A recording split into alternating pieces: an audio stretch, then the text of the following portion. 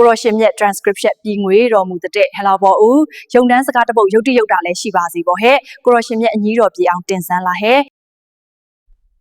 တခုသောနေ့မှာအတွင်းတော်ကဖယင်မင်းမြတ်ဆန်တော်မူတော့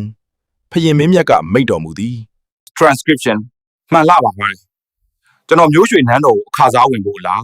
မြစ်ထဲမှာစင်ချေယာကြီးမျောလာတာမြင်ခဲ့ပါတယ်ဗျာဥပေါ်ဦးကအလင်းမြန်လက်အုပ်ချီတက်ပြီးရုံတန်းစကားကိုစတင်တင်ရှောက်လိုက်တယ်ဆိုရင်ပဲရုပ်တိရှိစေရမယ်လို့ပြောထားတယ်ဟဲ့မှန်လာပါအမှန်တကယ်ရေထဲမှာစင်ချေယာကိုမြင်ခဲ့ရတာဖြစ်ကြောင်းပါဗျာရုပ်တိမရှိပါဘူးပေါ့လားရုပ်တိအလုံးရှိကြောင်းပါဗျာ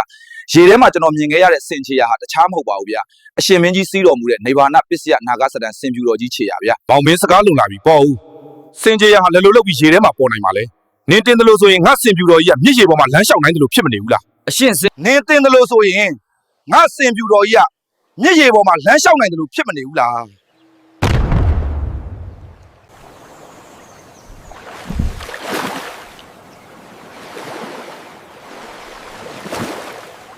အရှင်းစင်ပြူတော်ဟာရေထဲမှာလမ်းလျှောက်နိုင်မလျှောက်နိုင်ကိုတော့ကျွန်တော်မျိုးမသိပါဗျာမသိပေမဲ့စင်ပြောင်တော်ရဲ့ခြေရာကြီးမြစ်ထဲမှာမျောလာတာကိုမြင်ခဲ့ရတာအမှန်ပါဗျာရှုပ်သေးချက်ရှုပ်လာအောင်မလုပ်နဲ့မောင်မင်းရုပ်တိရှိရှိနဲ့ရှင်ဆန်ဟဲ့ရွှေနားစင်တော်မူပါဗျာ